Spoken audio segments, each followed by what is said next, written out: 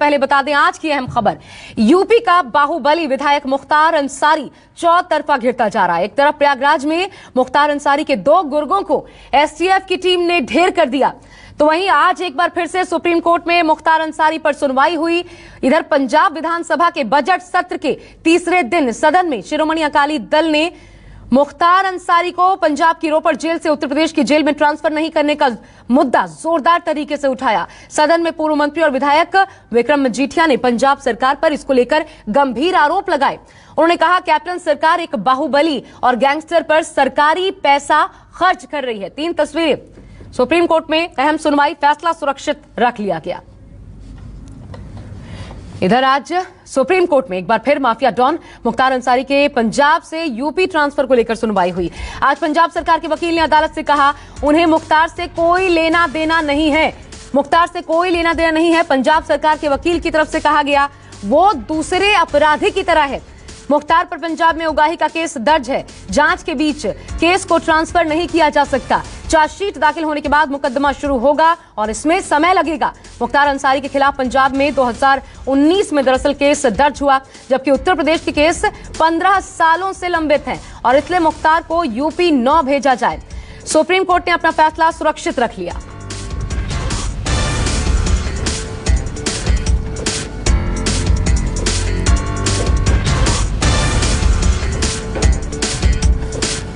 और चलिए मैं सीधा रुख करती हूँ, मेरे साथ प्रभाकर मिश्रा मेरे सहयोगी जुड़ गए हैं। प्रभाकर, ये कितनी क्लिष्ट सुनवाई हो चली है? सुप्रीम कोर्ट के भीतर की सुनवाई हुई, उसके बाद आज भी फैसला नहीं दे पाई सुप्रीम कोर्ट। क्या कारण रहा और क्या कुछ हुआ सुनवाई में? देखिए, चूंकि कल भी बहुत लंबी सुनवाई चली थी और आज भी लंबी सुनवाई चली है और इतनी लंबी सुनवाई के बाद से तत्काल कोर्ट फैसला नहीं देता। अमूमन फैसला सुरक्षित ही रखा जाता है, इसलिए सुप्रीम कोर्ट ने इस मामले में फैसला सुरक्षित रखा। लेकिन कल और आज की सुनवाई की बात करें कि मुख्तार अंसारी को लेकर यूपी सरकार और पंजाब सरकार आमने सामने है। एक दूसरे पर आरोप लग रहा है। यूपी सरकार की तरफ से तुषार मेहता, जो देश के बड़े विधि अधिकारी हैं, सॉलिसिटर जनरल हैं, वो ये कह रहे हैं कि पंजाब सरकार और अंसारी दोनों मिल करके सुप्रीम कोर्ट को बरगला रहे हैं और एक तरह से ये कहें कि मुख्तार अंसारी के बहाने ही ये दोनों, चूंकि दोनों राज्यों में अलग अलग पार्टियों की सरकार है, एक दूसरे पर हमला कर रहे थे। तो पहले सवाल उठा कि यूपी सरकार ने जो सुप्रीम कोर्ट में याचिका लगाई है आर्टिकल 32 के तहत, क्या वो मेंटेनेबल है? और इसी आधार पर पंजाब सरकार की तरफ से बार बार कहा गया कि ये मेंटेनेबल नहीं है। दूसरी बात ये कि पंजाब सरकार ने बात कही कि मुख्तार अंसारी एक सामान्य अपराधी की तरह से उसके लिए कोई खास ऐसा नहीं है जो कि बार बार यूपी सरकार आरोप लगा रही है। तीसरी एक महत्वपूर्ण बात जो मुख्तार अंसारी की तरफ से कहा गया वो ये कहा गया कि एक पर्टिकुलर पार्टी को वो सपोर्ट करते हैं, इसलिए यूपी सरकार उनके पीछे पड़ी है। चौथी बात उन्होंने एक महत्वपूर्ण ये कही, वो ये कि उनके जान को खतरा है क्योंकि यूपी में उनके एक सहयोगी की एनकाउंटर में मौत हो गई, हत्या कर दी गई। चौथी बात, एक और महत्वपूर्ण बात हुई, उन्होंने ये कहा कि चूंकि वीडियो कॉन्फ्रेंसिंग के जरिए सुनवाई हो रही है, इसलिए उसे ही नियमित किया जाना चाहिए, उसमें कोई दिक्कत नहीं होनी चाहिए। लेकिन यूपी सरकार बार बार इसे मुख्तार अंसारी को दोबारा से यूपी में ट्रांसफर करने की मांग कर रही है, वो सही नहीं है। उससे मंशा पर सवाल उठाया। और एक महत्वपूर्ण बात और कि मुख्तार अंसारी की तरफ से ये कहा गया कि यूपी उसे ट्रांसफर न करके जो मामले लंबित हैं यूपी में उसे दिल्ली में ट्रांसफर कर दिया जाए और उसके लिए वो तैयार हैं। तो ये बड़ी लंबी बहस चली और उसके बाद से सुप्रीम कोर्ट ने फैसला सुरक्षित कर लिया। अब फैसला ये आना है कि मुख्तार अंसारी क्या वापस यूपी जाएगा या उसके खिलाफ उत्तर प्रदेश में लंबित मामले हैं उसका ट्रायल दिल्ली में चलेगा, जैसा कि मांग कर रहा है मुख्तार अंसारी। और चूंकि मुख्तार अंसारी ने बार बार कहा है कि उसे यूपी जाने में डर लगता है। क्यों डर लगता है? इसलिए कि उसके एक सहयोगी के एनकाउंटर में हत्या कर दी गई, मौत हो गई यूपी में। तो इस तरह से अब ये देखना होगा कि यूपी सरकार की याचिका को कोर्ट मानता है या मुख्तार अंसारी की याचिका को कोर्ट मानता है। लेकिन एक बात तो तय है कि पंजाब से मुख्तार अंसारी अब पंजाब में नहीं रहेगा। मुख्तार अंसारी को या तो यूपी के जेल में ट्रांसफर किया जाएगा या ट्रायल दिल्ली में ट्रांसफर होगा। दलीलों में बहुत दम होता है प्रभाकर, इसलिए क्योंकि इधर पंजाब सरकार की तरफ से कहा गया सामान्य है, हमारे लिए कोई खास ये कैदी नहीं है बल्कि सामान्य कैदी है और उसके खिलाफ केस भी दर्ज है उगाही का। दूसरी ओर पंजाब सरकार ये भी कह रही है कि 15 सालों से मामले लंबित हैं यूपी में। तो ये दोनों पक्षों को अगर देखा जाए, दलीलें किसकी ज्यादा टिकी कोर्ट के सामने, क्योंकि उसी के आधार पर फैसला आएगा। देखिए आशा, जो महत्वपूर्ण है वो ये है कि जिन परिस्थितियों में मुख्तार अंसारी को बांदा जेल से पंजाब भेजा गया वो भी एक बड़ी रहस्यमय है और वो एक फिल्मी कहानी के प्लॉट की तरह से है। दूसरी बात कि जो बात कही गई पंजाब सरकार की तरफ से कि 2019 चूंकि उत्तर प्रदेश में 1 दर्जन से ज़्यादा मामले लंबित हैं मुख्तार अंसारी के खिलाफ, यूपी में 2019 में एक मुकदमा FIR दर्ज होता है और उसी के लिए मुख्तार अंसारी को यूपी से पंजाब लाया जाता है। तो ये जो आरोप था, चूंकि यूपी सरकार ये कह रही है कि 2019 से मुकदमा दर्ज हुआ और अब तक उसमें चार्जशीट दाखिल नहीं हुआ, इसका जवाब था कि 1 दर्जन से ज्यादा मामले हैं उत्तर प्रदेश में और लंबे समय से है, 2005 से लंबित हैं और उसमें भी तो अभी जांच ही चल रही है। तो कुल मिलाकर जैसा मैंने कहा कि मुख्तार अंसारी के बहाने यूपी सरकार और पंजाब सरकार आमने सामने है। और एक तरह से जब यूपी सरकार ने सुप्रीम कोर्ट में कहा कि पंजाब सरकार और मुख्तार अंसारी दोनों मिलकर के सुप्रीम कोर्ट को गुमराह करें, ये बड़ा सवाल है। अब ये देखना होगा कि किसके तर्कों को, किनके दलीलों को सुप्रीम कोर्ट तवज्जो देता है और क्या मुख्तार अंसारी को यूपी ट्रांसफर किया जाता है या मुख्तार अंसारी के खिलाफ जो मामले यूपी में पेंडिंग हैं उसे दिल्ली में ट्रांसफर किया जाता है। ठीक है, शुक्रिया आपका प्रभाकर, विस्तार से इस पर बातचीत करने के लिए, जानकारी देने के लिए। तो लब्बुल आप ये कि ट्रांसफर तो होगा लेकिन दिल्ली या यूपी, ये देखना होगा कि मुख्तार अंसारी का क्या होगा। लेकिन मुख्तार अंसारी का जो डर है उसकी एक और बड़ी वजह आपको बता दें। दरअसल मुख्तार अंसारी गैंग के 2 शूटर्स, उनको भी प्रयागराज में ढेर कर दिया गया। उत्तर प्रदेश की STF की टीम ने मुठभेड़ में दोनों ही अपराधियों को मार गिराया। अब पुलिस का कहना है कि रांची के होटवार जेल अधिकारी को मारने की सुपारी इन्होंने ली थी। मारे गए अपराधी वकील पांडे और अमजद ने इससे पहले भी कई वारदातों को मुख्तार अंसारी के इशारे पर अंजाम दिया था। एक तरफ यूपी सरकार जहां मुख्तार अंसारी को पंजाब की जेल से यूपी ट्रांसफर करने के लिए सुप्रीम कोर्ट में एड़ी चोटी का जोर लगा रही है, तो दूसरी तरफ मुख्तार अंसारी के गुर्गे वारदात से बाज नहीं आ रहे।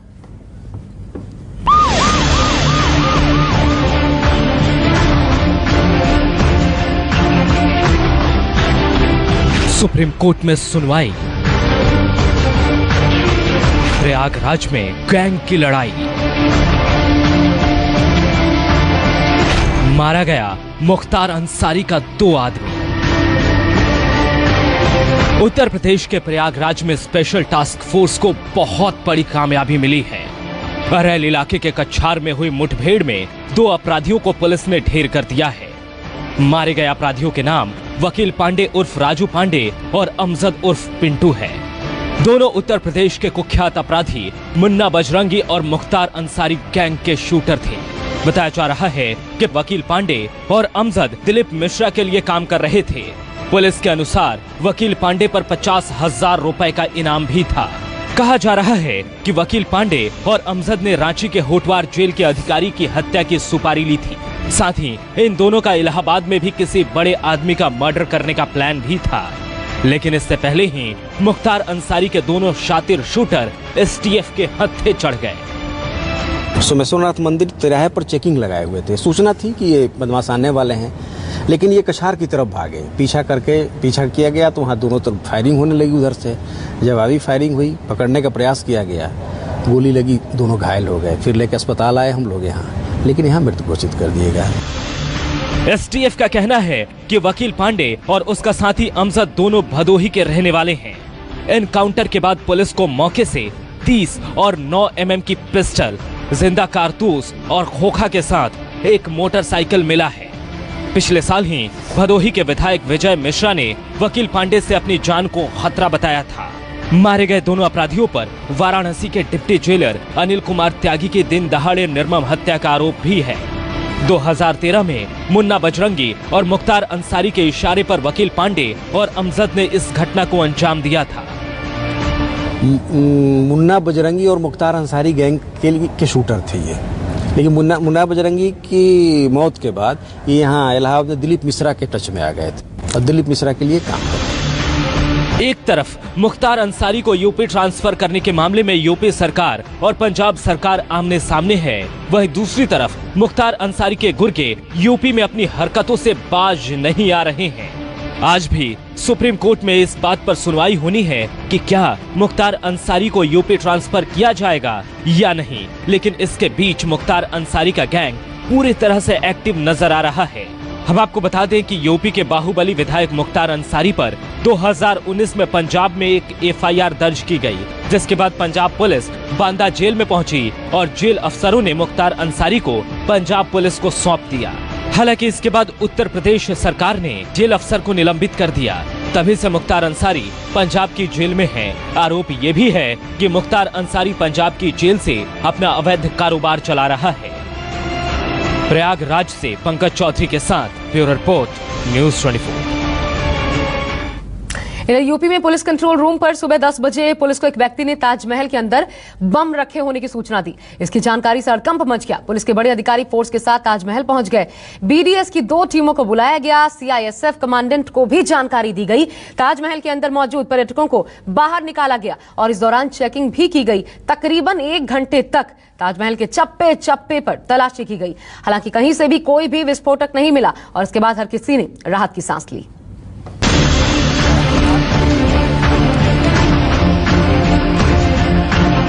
दुनिया के 7 अजूबे में से एक ताजमहल हमेशा की तरह पर्यटकों की रौनक थी।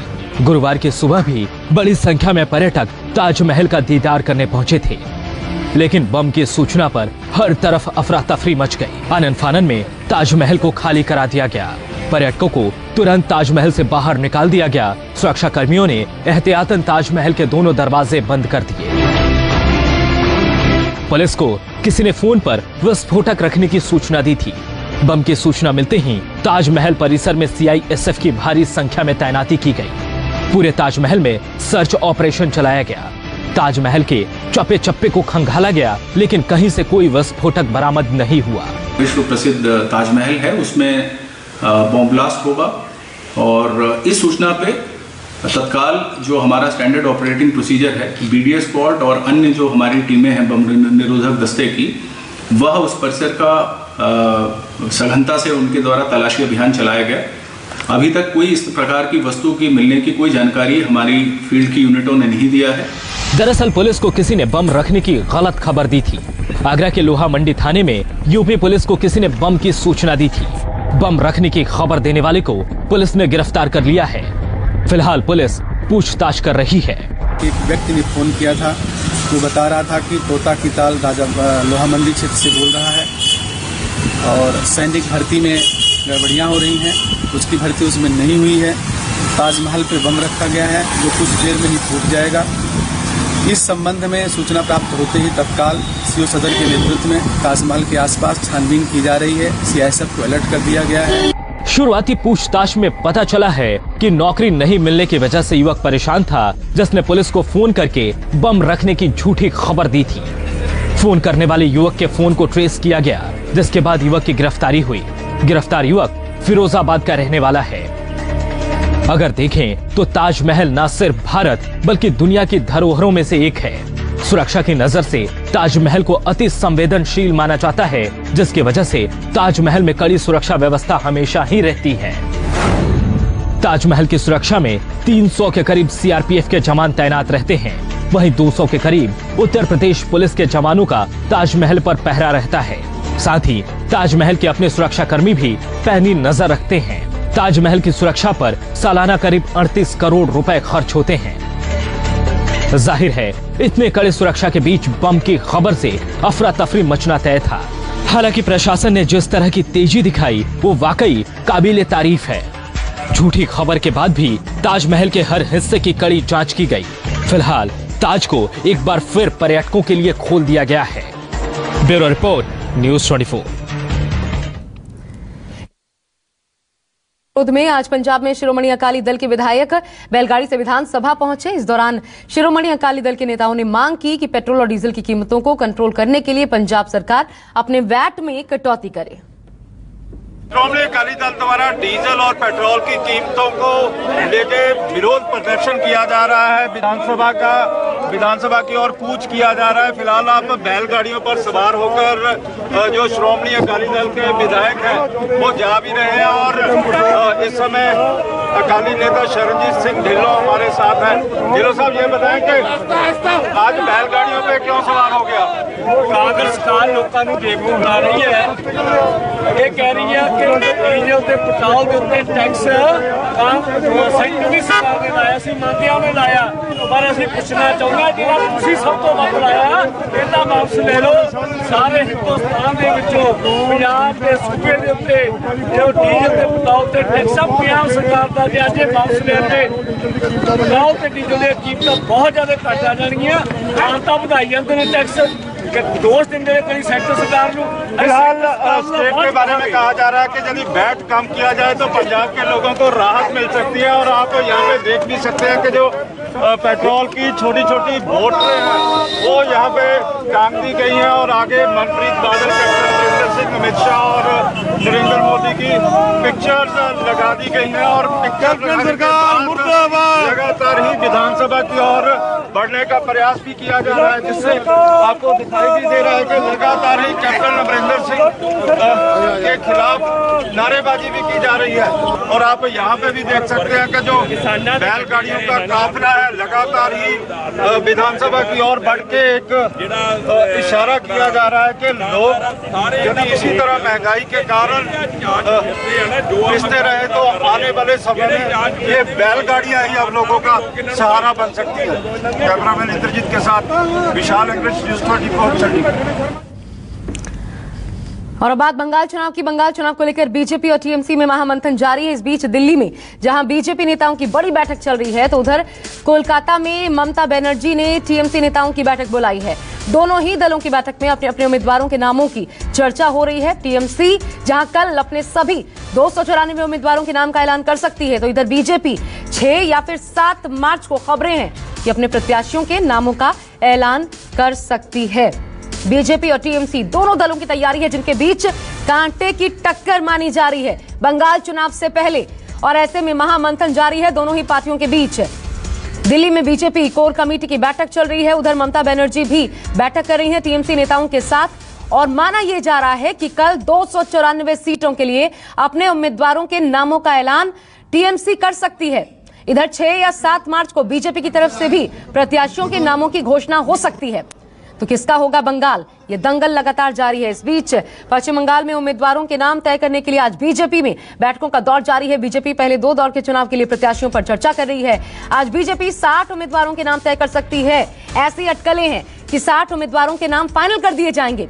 हालांकि इनका ऐलान 6 या 7 मार्च को होगा। फिलहाल पार्टी अध्यक्ष जेपी नड्डा के घर बंगाल बीजेपी की कोर ग्रुप की बैठक भी चल रही है। बैठक में गृह मंत्री अमित शाह भी पहुंचे हैं। इसके अलावा बंगाल बीजेपी के प्रभारी कैलाश विजयवर्गीय, प्रदेश अध्यक्ष दिलीप घोष, शुभेंदु अधिकारी, राहुल सिन्हा, मुकुल रॉय, अरविंद मेनन, ये तमाम बड़े चेहरे शामिल हैं बैठक में। अमित कुमार मेरे साथ मेरे सहयोगी जुड़ गए हैं। दिल्ली में जो बैठक चल रही है जेपी नड्डा के आवास पर, सीधा रुख करते हैं अमित कुमार का। अमित, लगभग 60 नामों पर ठप्पा लग सकता है आज, ये जानकारी जो सामने आ रही है, आप ही की इन्फॉर्मेशन जो हम शेयर कर रहे हैं दर्शकों से। लेकिन ये नाम सामने आने में 6 या 7 तारीख तक का इंतजार क्यों करना पड़ेगा? टीएमसी तो कल ही अपने नाम उजागर करने को तैयार है। इधर देखिए, ये भी एक जो राजनीतिक दल होते हैं और उनकी अपनी रणनीति होती है। और क्योंकि कल भी चुनाव समिति की बैठक होने वाली है, तो उस 2 दिन लगातार चुनाव समिति की बैठक है और इसके बाद एक साथ नामों का ऐलान किया जाएगा जो भी सीटें हैं। लेकिन जो पहले 2 फेज की जो करीब 60 उम्मीदवार हैं उस पर आज फाइनल होगा। और सबसे बड़ी बात की जो ये बैठक करीब 3 घंटे से ज्यादा बैठक जेपी नड्डा के घर पर चल रही है। यहाँ पर जो पूरा बंगाल कोर के साथ के अलावा अमित शाह भी मौजूद हैं और एक एक नाम, क्योंकि 3-3 नामों का एक पैनल वहां से बनकर आया है। जो पहले जो राज्य चुनाव समिति की जो बैठक होती है उसमें जो नाम तय हुए वो यहाँ पर आए हैं और उसमें एक एक नाम, क्योंकि देखिए मुकाबला सिर्फ ये नहीं है कि कैंडिडेट दे देना है, क्योंकि आपको भी पता है कि ये मुकाबला बहुत दिलचस्प भी है और बहुत कड़ा भी है। क्योंकि ममता बनर्जी करीब 70 से 80, कहा जा रहा था कि 100 के आसपास वो विधायक चेंज करने जा रही है, क्योंकि लोगों में 10 साल का जो एंटी इनकम्बेंसी है वो उसकी वजह से बड़े लेवल पे बदलाव करने जा रही है। ऐसे में उम्मीदवार ऐसे उतारने हैं बीजेपी को जो जिताऊ भी हो और वहां पर सबसे बड़ी बात कि वो ताकत के साथ संघर्ष करने की पोजीशन में भी हो, क्योंकि आपको पता है कि बंगाल में जो जहां वोट होना है वहां वोट कराने के लिए भी बहुत ही जद्दोजहद करनी पड़ती है। हिंसा एक बहुत बड़ा हथियार के तौर पर इस्तेमाल लगातार किया गया है। पिछले 2 चुनाव या उससे पहले भी पहले लेफ्ट को हिंसा करते हुए देखा गया और इसके बाद फिर ममता बनर्जी की जो टीएमसी है उसने भी उसके तरफ से भी लगातार हिंसा हुआ है। तो ऐसे में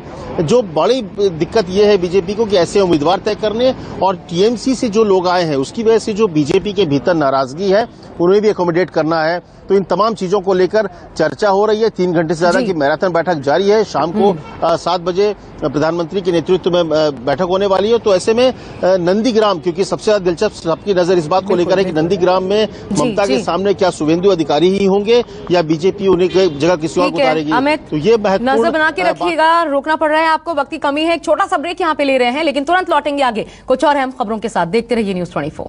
नमस्कार, मैं हूं मानक गुप्ता। अगर आपको हमारा ये वीडियो पसंद आया हो तो इसे लाइक और शेयर जरूर करें और हाँ, हमें सब्सक्राइब और फॉलो करना ना भूलें ताकि आप देश और दुनिया की कोई खबर मिस ना करें। तो जुड़े रहिए हमारे साथ और देखते रहिए न्यूज़ 24।